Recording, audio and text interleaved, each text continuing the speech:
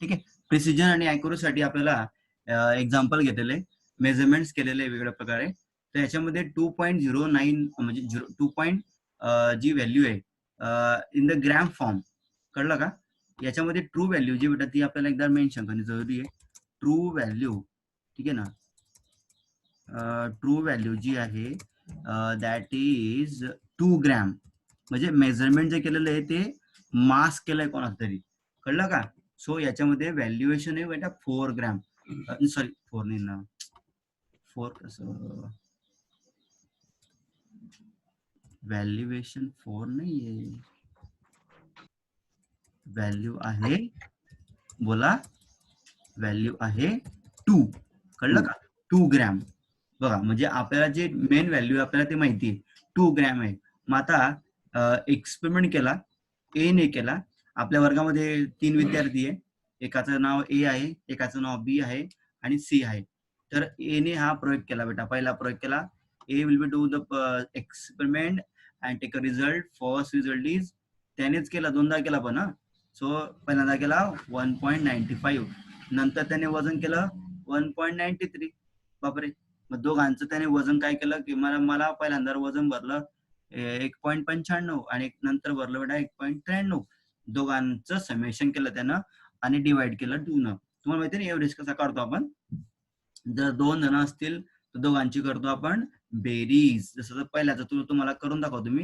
1.95, okay नाही, 1.95 plus 1.93, या दोघांना काय करायचं बेटा?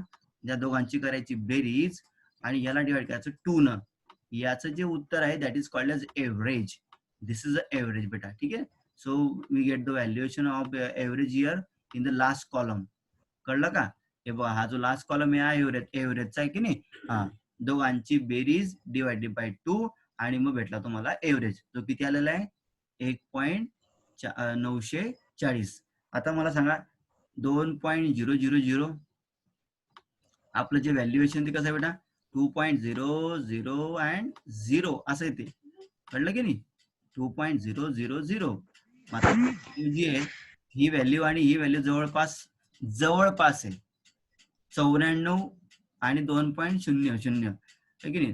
200, विचार असा करायचा, 200 आणि 194, 200 आणि 194 ॲक्युरेट आहे का? 200 आणि 194 ॲक्युरेट आहे का?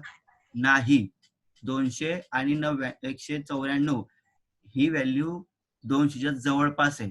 म्हणजे याच्यामध्ये व्हॅल्यू जी आहे ती प्रिसाइज आहे, प्रिसाइज. हा, प्रिसाइज म्हणजे काय? जवळपास. लक्षात ठेवायचे, प्रिसिजन शब्दाचा अर्थ क्लोज साठी करायचा आहे, close to the true value. ही जी ट्रू व्हॅल्यू आहे 2, या ट्रू व्हॅल्यूच्या जवळ जर व्हॅल्यू असेल, जवळपास जर व्हॅल्यू असेल, तर म्हणायचं precision, precise value. So 1.940 is a precise value. Then second number जो आलेला आहे तो बघा तुम्ही आता, स्टुडंट बी. स्टुडंट बी चं पण कसं आलंय बघा. अरे 1.94 आणि 2.05 या दोघांची समेशन आणि उत्तर आलेलं बेटा 1.995. आता मला सांगा 995 ही जी व्हॅल्यू आहे ही ॲक्युरेट नाही आहे अजून. हा, ॲक्युरेट नाही आहे, लक्षात ठेवा. 200 आणि 199 असं त्या ठिकाणी आहे. हा, विचार करताना असा करायचा आहे. हा, 200 आणि 199 तरी सुद्धा एका पॉइंटचा फरक आहे. 1 पॉइंटचा फरक सुद्धा 90% पडणार होते, 89 आले. याचा अर्थ असा आहे, हा, 90% पडणार होते, 89 झाले. मला सांगा 90च्या जवळपास म्हणजे 89 नाही, जवळ ॲक्युरेट म्हणजे काय?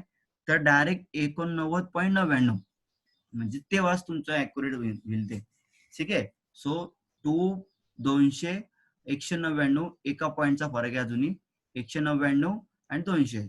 त्याच्यामुळे 2 नंबरची व्हॅल्यू सुद्धा कशी बेटा? प्रिसाइज आहे, ॲक्युरेट नाहीये. त्याच्यानंतर तिसरा मुलगा बघा, तिसऱ्या मुलानं प्रयोग केला, एक्सपेरिमेंट केला, त्याला 2 व्हॅल्यू भेटल्या. पहिली व्हॅल्यू भेटली 2.01 आणि दुसरी व्हॅल्यू भेटू बेटा 1.99. बघा 2.01 किती जवळ जवळ आहे की नाही, आणि 199 दोघांची समेशन केली, डिवायडेड बाय 2 केलं, उत्तर किती आलं बेटा 2.000. तर स्टुडंट सी ने जे केलेलं आहे ते कसं बेटा, हा यस, स्टुडंट सी ने केलेलं जे व्हॅल्युएशन आहे, आता आपण त्याला ऍक्युरेट पण म्हणू, कळलं का? आपण त्याला ऍक्युरेट पण म्हणू आणि त्याला आपण प्रिसाइज पण म्हणू. ऍक्युरेट कुठे आलं, इथे 1.999, बघा इकडे 1.99च्या ठिकाणी आपण त्याला म्हणू की दॅट इज ऍक्युरेट. ठीक आहे, आता ऍक्युरसी नाही इथे ऍक्च्युली, बट ऍक्युरसी इथे प्रिसिजन आहे. ठीक आहे, इथे प्रिसाइज आहे आणि खरं तर ऍक्युरसी इथे आलेली प्रिसिजन. ठीक आहे, म्हणजे व्हॅल्युएशन कुठे प्रिसिजन आहे, तर इथे प्रिसिजन आहे, हा इथे प्रिसाइज आहे दोघं ठिकाणी. ठीक आहे, आणि ही जी एव्हरेज व्हॅल्यू आलेली, एव्हरेज, ही एव्हरेज व्हॅल्यू ऍक्युरेट आलेली आहे. म्हणजे ऍक्युरसी आहे पण कुठे बेटा, accuracy will be on the average, not on the measurement. जेव्हा आपण ती व्हॅल्यू मेजर केली तेव्हा तिथे काय आलं, प्रिसिजन आलं, आणि मग दोन प्रिसिजन व्हॅल्यूज चा आपण त्या टायमाला एव्हरेज घेतलं. हे दोघं प्रिसिजन आहे, 201 पण प्रिसिजन व्हॅल्यू आहे, 1.99 पण प्रिसाइज व्हॅल्यू आहे. दोघांची समेशन केली, दोघांचा घेतला एव्हरेज, आणि एव्हरेज जो आला तो आला ऍक्युरेट, तो आला ऍक्युरेट. इथे दोघांचा एव्हरेज कसा आलेला आहे, यस, दोघांचा एव्हरेज हा प्रिसाइज आलेला आहे. कळतंय का तुम्हाला? इथे दोघांची जे व्हॅल्यू आहे, पहिल्याची व्हॅल्यू एव्हरेजची 1.940 आणि इथे 1.945, दोघांची व्हॅल्यू प्रिसाइज आहे, ऍक्युरेट नाहीये. शेवटचा जो सी आहे, सी, त्या सी ची व्हॅल्यू आहे ऍक्युरेट व्हॅल्यू. असं या ठिकाणी ट्रू व्हॅल्यूच्या आसपास जवळ व्हॅल्यू घेतला, डेटा घेतला, ए वाल्याचा डेटा, बी वाल्याचा डेटा, सी वाल्याचा डेटा, त्या डेटाला मस्तपैकी एव्हरेज मध्ये कन्व्हर्जन केलं आणि त्याच्यावरून ठरलं की बाबा एचं, बीचं आणि सीचं नेमकं काय आहे status about calculation, about accuracy and precision. So here हा झाला टेब्युलर फॉर्मेशनचा. आता बघू आपण याच्यामध्ये की आपल्याला नेमकं कशा प्रकारे दिलेलं आहे आपल्या या बुक्समध्ये. तर बघा लिटरली वाचतो मी, आपण जे बघितलं तेच आता. If the true values, if the true value for the result is 2.00 ग्राम. बघा आता 2.00 ग्रॅम ही काय आपली ट्रू व्हॅल्यू, तुम्हाला सांगितलं मी ट्रू व्हॅल्यू काय आपली, तर बेटा 2.00 आहे. अ स्टुडंट ए है ना टेक्स 2 मेजरमेंट्स, त्याने 2 मेजरमेंट घेतलं and report the result as a 1.95 and 1.93. These values are precise. तुम्हाला बोललो की मी दोघं व्हॅल्यू कसं आहे बेटा, प्रिसाइज आहे, 2च्या आसपास आहे का त्या, हो 2च्या आसपास आहे, because they are close to the each other but are not accurate. बरोबर आहे, त्या जवळपास आहे, त्या प्रिसाइज व्हॅल्यू आहे, कारण त्या 2च्या जवळपास आहे. कळलं की नाही, त्या 2च्या जवळपास आहे म्हणून त्या प्रिसाइज व्हॅल्यू आहे. पण त्या 2 आहे का, तर म्हणून त्या ऍक्युरेट नाहीये. दुसरा स्टुडंट घेतला बेटा, अनादर स्टुडंट घेतला आपण, कुठला, बी घेतला, बी आहे ना, अनादर स्टुडंट कुठला घेतला आपण, बी. रिपीट दिस एक्सपेरिमेंट. सेम बी वाल्याने काय केलं बेटा, दुसऱ्या म्हणजे हा बी वाला आहे, हा बी स्टुडंट आहे, त्याचं काम आहे, हा एचं काम आहे. हे होतं एचं काम, आणि एचं काम कसं झालं मग, yes, only precision, not accurate. नंतर बी वाल्यानं काय केलं, परत एक्सपेरिमेंट केला आणि त्याला काय भेटले, 2 रिझल्ट भेटले, एक भेटला 1.95 आणि 2.05. दोघांचा रिझल्ट त्याने ते नोट डाऊन केलं.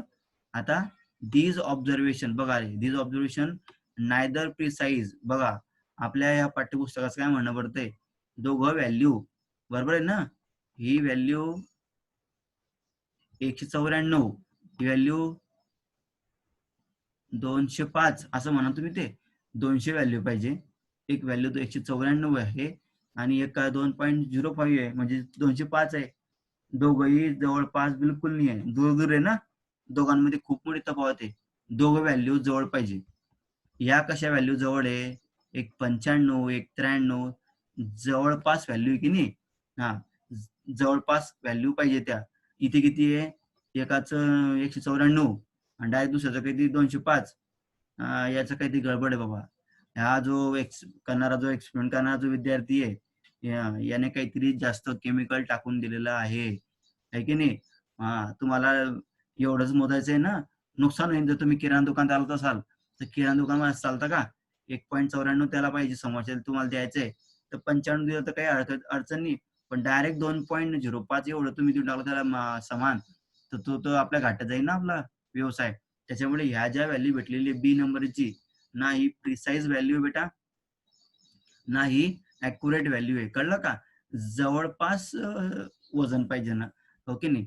94 आणि 205 याच्यामध्ये बिलकुल 9चा फरक आहे, 9 ग्रॅमचा. 9 ग्रॅमचा 0.9 ग्रॅमचा जर म्हटला तुम्ही, 0.09चा ग्रॅमचा फरक, तर आपल्याला किराणा दुकानामध्ये, जर आपला किराणा दुकान असेल तर आपल्याला खूप नुकसान होईल. ठीक आहे. आपण लोकांना जास्तीत जास्त देऊन टाकू सामान. ठीक आहे. आणि असं प्रत्येकाला दिला कधी सामान आपण, तर आपल्याला नफा होणार नाही, तोटा होईल आपल्याला. त्याच्यामुळे जर आपल्याला तोटा झाला पाहिजे असं वाटत असेल तर असं करा, बी सारखं काम. ठीक आहे. आणि जर फायदा तुम्हाला पाहिजे असेल तर तुम्ही नक्कीच या ठिकाणी सी सारखं वागलं पाहिजे. आता बघा सी काय म्हणतो, तर दोघंही व्हॅल्यू जवळपास बिलकुल नाही आहे, आपल्याला नुकसानकारक होईल, एक्सपेरिमेंटचा रिझल्ट चुकीचा येईल.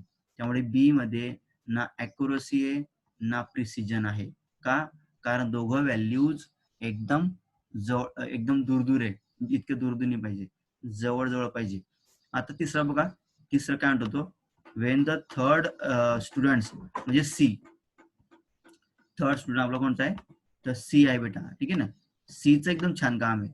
C will be get 2.01 and 1.99 gram.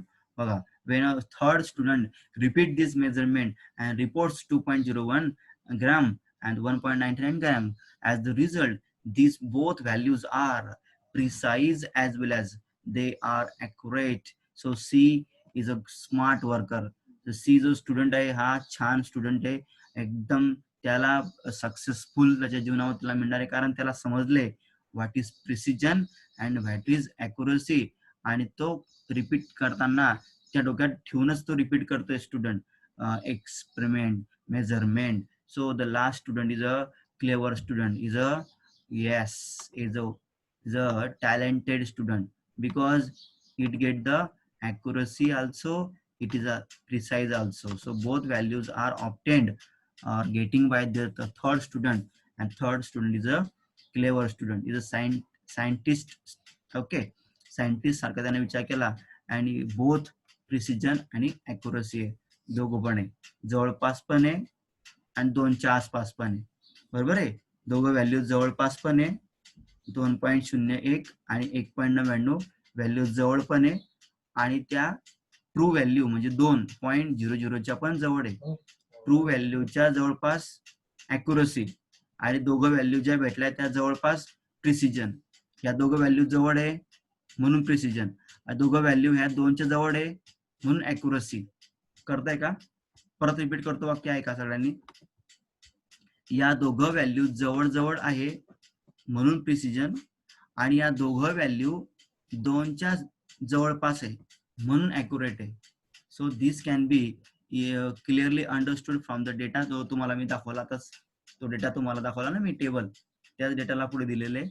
तर एचा डेटा, बीचा डेटा, सीचा डेटा, तिघही डेटा आपण कम्पेअर केला. ए प्रिसाइज आहे, ॲक्युरेट नाही आहे, बी प्रिसाइज पण नाही, ॲक्युरेट पण नाही, आणि सी प्रिसाइज पण आहे, ॲक्युरेट पण आहे. ठीक आहे. सो तिघही तुम्हाला मी एक्सप्लेन केले, सरांना समजले असतील, व्यवस्थित लक्षात ठेवा. आता याचा स्क्रीनशॉट घेऊन घ्या आणि ध्यानात ठेवा. विचारलं जातं आपल्याला, परीक्षेमध्ये असा टेबल दिलेला असतो, टेबल नुसार तुम्हाला त्या ठिकाणी प्रश्न विचारलेले असतात खालती, त्या प्रश्नांचं तुम्हाला उत्तर व्यवस्थित द्यावं लागतं की कसं आहे, प्रिसाइज आहे का ॲक्युरेट आहे का दोघं आहे.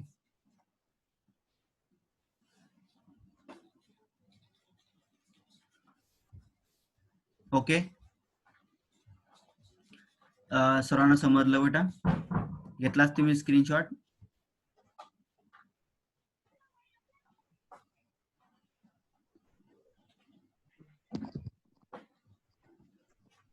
घेतला का? हो. Very good. चलो आता बघा, या सगळ्या व्हॅल्यूज तुम्ही बघितलेल्या आहे. आता तुम्ही स्क्रीनशॉट पण घेतलेला आहे.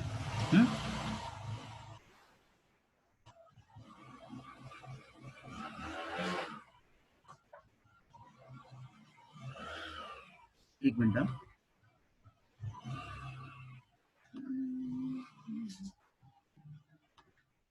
आपण डिव्हिजन बघितलं ना. बघा, तुम्हाला मी मोलर मास त्या ठिकाणी शिकवलेला आहे. मोलर मास कसं काढता तुम्हाला आठवलंय का सगळं? मोलर मास आपण काढलेला आहे ना. कोणतरी बोलावर स्पीकर ऑन करा, मुलींनी बोलायचंय. मोलर मास आपण घेतलं होतं मागच्या लेक्चरला. तुम्हाला मी आजचं होमवर्क देतो, थोडंसं बोलायचं फक्त, काही अडचण नाही. आता तुम्ही जे स्पीकर ऑन ठेवले तुमच्याला तरी काही प्रॉब्लेम नाही, फक्त मला तुम्हाला एक गायडन्स करून द्यायचं आता की उद्याला मला काय लागणार आहे. ठीक आहे, बघा आपण मोलर मास घेतलं होतं ते मला आता उद्या लागणार आहे. मोलर मास कसं काढतात बघून ठेवा तुम्ही. त्याच्यानंतर बोलू नका, बघा इकडे. आता कसं काढतात ते आपल्याला जमलं पाहिजे. त्यासाठी आपल्याला जे मी तुम्हाला घेतलं होतं, हे जे फॉर्म्युले घेतले होते, या फॉर्म्युल्यांवरती पण फोकस करा. नंबर ऑफ मोल कसं काढतात, मास आणि मोलर मास लागतं. बघा, मास तुम्हाला दिलेलं असतं किंवा विचारलेलं असतं, पण नंबर ऑफ मोल काढताना मला काय लागते, मला काय लागतं बेटा, मोलर मास लागतंय. उद्या दिवशी मला मोलर मास हे लागणार आहे, लक्षात आलं का? त्यामुळे मोलर मास हे जमणं जरुरी आहे. जे तुम्हाला मी शिकवलं होतं, परत त्याला रिमाइंड करा. न्यूमरिकल आपल्याला घ्यायचे उद्या दिवशी. सो मोलर मास तुम्हाला त्या ठिकाणी लागणार आहे. आणि फॉर्म्युला, आता हा फॉर्म्युला घेतला होता मी. त्याच्यानंतर गॅसियस मॉलिक्युल असेल, व्हॉल्यूम मध्ये दिलेले असतील काही व्हॅल्यूज, तरी पण तुम्हाला नंबर ऑफ मोल फॉर्म्युला काय वापरायचा. So number of mole volume दिलेला असताना काय पाहिजे. त्याच्यानंतर दुसरा फॉर्म्युला, नंबर ऑफ मोलचा formula N upon N A. What is N? Number of atoms, number of molecules. What is number of particle? Particle are 3 type पार्टिकल. 3 टाईपचे पार्टिकल असतात बेटा, ॲटम असतात, मॉलिक्युल, आयन्स असतात. ठीक आहे, याच्यावरती आधारित व्हिडिओ थोडेसे बघून घ्या. नंबर ऑफ ॲटम्स कसं काढतात, number of moles of atoms कसं काढलं जातं, नंबर ऑफ मॉलिक्युल्स जर आपल्याला काढायचे असतील तर कसं काढतो आपण, लक्षात द्यायचं. Number of mole of molecule, number of molecules वेगळं अपॉन एन ए. फॉर्म्युला आपण लिटरली वाचा त्याला. काय फॉर्म्युला आहे, number of mole of atom is equal to number of atom upon N A. आणि number of mole of molecule is equal to number of molecule upon N A. N A म्हणजे Avogadro's number. किती असतो तो, कोण सांगतो बरं? ॲव्होगाड्रोज number किती असतो बोला बरं. एखाद्याने स्पीकर ऑन करा, माझी बोला बरं. काय असतं बेटा, ॲव्होगाड्रोज नंबर जो असतो एन ए, हा जो एन ए आहे याची व्हॅल्यू किती असते बेटा ॲव्होगाड्रोज नंबरची, बोला बरं कोणतरी. किती असते ॲव्होगाड्रोज व्हॅल्यू, किती असते बेटा? आवाज ओपन करून बोलायचे. एखाद्याला बोलायचं असेल, एखाद्याला येत असेल तर त्याने सांगायचं मला की ॲव्होगाड्रोज नंबर किती असतो. 22. पूर्ण ऐकून आलं? पूर्ण 22. नाही का? नाही 22 नसते. 6 पॉइंट विसरले तुम्ही. 02. हा, 10 raised to 20. 22, 6.0 22 multiply 10 to the power how many? 23. लक्षात आलं का? आपण एक्सपेरिमेंट सुरू करतो बेटा, लक्षात द्यायचं. उद्यापासून आपण आपले न्यूमरिकल सुरू करतोय या टॉपिक वरचे. आज तुमचं काम, तुम्ही आता थोडंसं गॅप पडल्यामुळे मलाही टेन्शन आहे की तुम्हाला ते जमलं पाहिजे. ठीक आहे, मोलर मास तुम्हाला मी आज होमवर्क देतोय. होमवर्क कसा करायचा, काय करायचं, पहिले मोलर मास कसं काढतात ते बघायचं बेटा. ठीक आहे, त्याच्यानंतर हे सगळे फॉर्म्युले बघायचे. कळलं का? हा, आता जे मूल विद्यार्थ्यांनी काही काही नवीन असतील त्यांना सूचना आहे की त्यांनी व्हिडिओ तरी पाहून घ्या, 2-4 व्हिडिओ मागचे माझे. ठीक आहे, ज्याच्यामध्ये या फॉर्म्युल्यांविषयी दिलेलं आहे बघा. तुम्हाला दिसते फॉर्म्युले कोणकोणचे. हा, त्याच्यानंतर ॲव्होगाड्रोस नंबरचं व्हॅल्यू ध्यानात ठेवा. 6.022 10 to the power मल्टिप्लाय करून 10 to the power 23. फॉर्म्युले महत्वाचे आहे. ठीक आहे, मोलर मास कसं काढते ही महत्वाचं आहे. ठीक आहे, हे सगळं जमलं. प्रिसिजन, ॲक्युरसी सगळ्या व्हॅल्यू डोक्यात ठेवा. कॅल्क्युलेशन करताना कशा प्रकारे पॉवर ऍडजस्टमेंट करायची असते हे पण आपल्याला जमलं पाहिजे. कळलं का?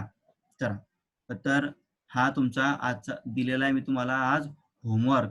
उद्या सकाळी 7 वाजता बरोबर ज्यांना बाकीच्या विद्यार्थ्यांना लवकरात लवकर निरोप पोहोचवा मुलींना. ठीक आहे, झालं गेलं आता गंगेला मिळालं म्हणा ते.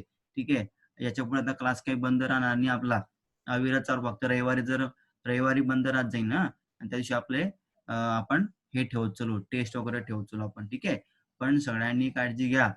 आणि क्लासला ज्यांना ज्यांना आता यायचं असेल खरंच, हळूहळू आपण आता क्लास विषयी फक्त केमिस्ट्री विषयी बोलत चलो आता. ठीक आहे, उद्याच्या दिवशी तुम्हाला मी एस ब्लॉक एलिमेंटचा पहिला ग्रुप जो आहे फर्स्ट ग्रुप त्याला कसं लक्षात ठेवायचं ते सांगेन तुम्हाला मी.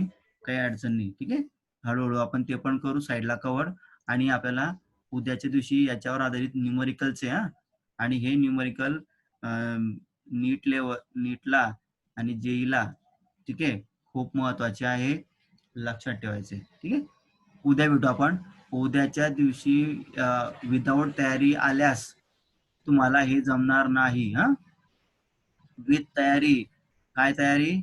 मोलर मास कसं काढतात, ठीक आहे, आणि त्यानंतर फॉर्म्युलेच माहिती पाहिजे. आणि सगळ्यात पहिले तर तुम्हाला न्यूमरिकल वाचता आलं पाहिजे. न्यूमरिकल मध्ये नेमकं काय विचारलंय तुम्हाला ते माहिती पाहिजे. ठीक आहे, असू द्या, काही अडचण नाहीये. बट तयारी करा होमवर्कची. तुम्हाला उद्या दिवशी कुठलाच प्रॉब्लेम येणार नाही. फक्त जेवढं शिकवलेलं आहे तुम्हाला, गुणाकार भागाकार जमला पाहिजे, बेरीज वजाबाकी जमली पाहिजे, घातांकाची बेरीज करता आली पाहिजे, एवढं लक्षात ठेवा. ठीक आहे, उद्याला आपण 7 वाजता भेटू. न्यूमरिकल. ठीक आहे, चलो आता मी काय करतो, मीटिंग क्लोज करतो बेटा. चालेल?